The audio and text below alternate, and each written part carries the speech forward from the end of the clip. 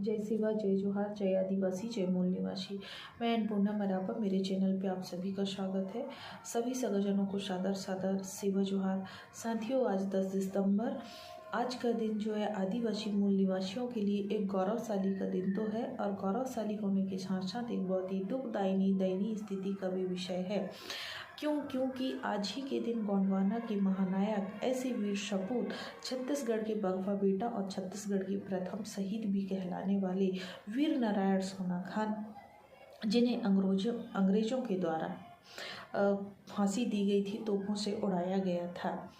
तो आइए जानते हैं वही वीर नारायण, उनके बारे में और उनके व्यक्तित्व के बारे में एक छोटा सा उनके जीवन परिचय। इतिहासों के माध्यम से बताया जाता है कि वीर नारायण का जन्म 1795 में हुआ था, जो कि सोना खान के बलौदा बाजार के एक गांव में हुआ था और जमींदार परिवार में हुआ था। ये बिंझवार जाति से आते थे, ऐसा बताया गया है इतिहासों के माध्यम से। और इनका स्वभाव अगर कहा जाए तो ये बचपन से ही एक क्रांतिकारी और गरीबों के प्रति दयालुता का इनका स्वभाव था। न्याय के प्रति हमेशा तत्पर खड़े रहते थे, ऐसा इनका स्वभाव था। और यही इनके क्रांतिकारी स्वभाव के चलते चलते एक ऐसा समय आया 1856 में छत्तीसगढ़ में एक ऐसा वर्षा न होने के कारण ऐसा एक सूखा अकाल पड़ा, जिसमें जनता भूखी प्यासी तड़प रही थी, भूखी प्यासी मर रही थी। और वही जनता की भूख और तड़प वीर नारायण को देखा नहीं गया, तो वीर नारायण ने अपने गोदाम में रखे जितने भी अनाज था तो वो अनाज गरीबों में बंटवा दिया, जनता में बंटवा दिया। लेकिन फिर भी जनता को अनाज कमी हुई, तो वीर नारायण ने बहुत से ऐसे आग्रह किए जो कि बड़े बड़े व्यापारी थे, बड़े बड़े गोदामों थे, लेकिन वीर नारायण की बात को किसी ने स्वीकारा नहीं। फिर भी कसडोल के एक व्यापारी, जिन्हें बताया जाता है कि माखन नाम था व्यापारी का, जिनके गोदाम में अनाज भरा पड़ा था, उनसे भी इन्होंने आग्रह किया वीर नारायण ने, लेकिन वीर नारायण की बात को इन्होंने भी नहीं स्वीकारा और उस बात को नकार दिया। और जनता की तड़प बढ़ती ही जा रही थी, भूख बढ़ती ही जा रही थी, तो वीर नारायण को देखा नहीं गया और भूख नहीं देखा गया। इस कारण से व्यापारी माखन के गोदाम पे इन्होंने ताला तोड़वा दिया वीर नारायण ने, और ताला तोड़वा कर सभी जनता को कहा कि अपने ज़रूरत के अनुसार अनाज ले लो। तो जनता पूरी अनाज ले ली और गोदाम 2 दिन में खाली हो गई। तो वीर नारायण के इस कदम से नाराज ब्रिटिश शासन ने 24 अक्टूबर 1856 को वीर नारायण को गिरफ्तार कर लिया और रायपुर जेल में बंद करवा दिया।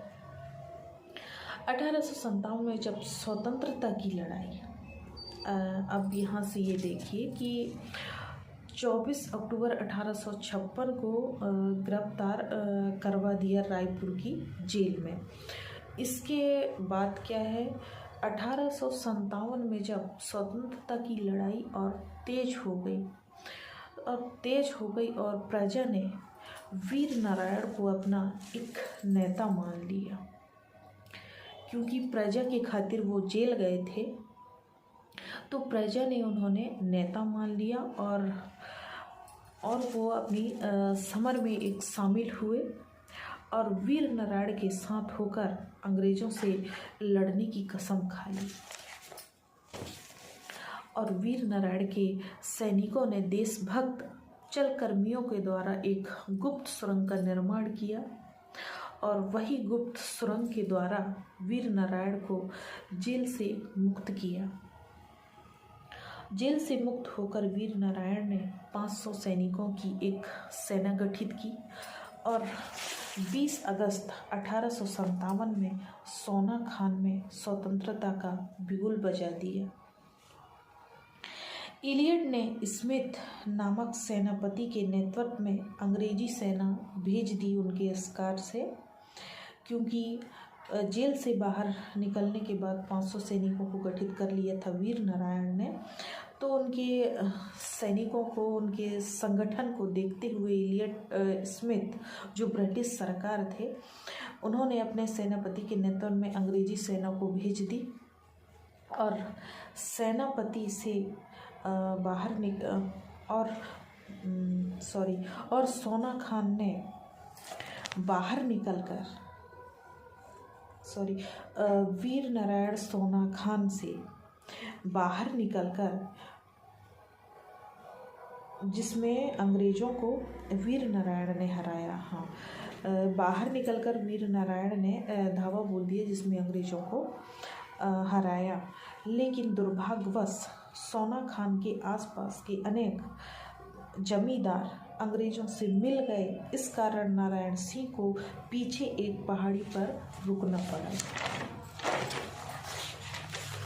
पड़ा और अंग्रेजों ने सोना खान में घुसकर आग लगा दी।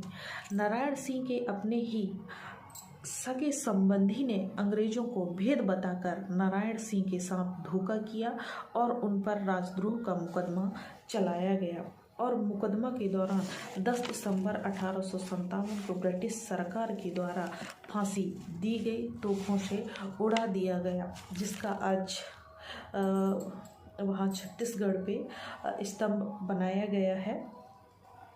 और ऐसे ही महान वीर सपूत महानायक जो हमारे आदिवासी मूल निवासी समाज के भी इस आज़ादी में अपना भरसक योगदान दिया है, जिनका इतिहास स्कूली किताब या स्कूली शिक्षा में नहीं पढ़ाया जाता है, जिससे कि हमें आज की पीढ़ी को पता नहीं होता है, उसी का एक माध्यम है वीडियो बनाने का, कि जिससे आज की पीढ़ी को भी पता चल सके, जान सके। क्योंकि हम स्कूल में जो किताब में जो पढ़ते हैं, जो अध्ययन करते हैं, उन्हीं की जानकारी रहती है। बाकी जो हमारे पूर्वजों ने हमारे लिए क्या किया है, इसकी जानकारी हमें नहीं हो पाती और वो जानकारी से हम वंचित रह जाते हैं। इसलिए यही उद्देश्य था मेरा ये वीडियो बनाने का। तो वीडियो को यहीं समाप्त करती हूँ। जय सेवा, जय जोहार, जय आदिवासी, जय मूल निवासी।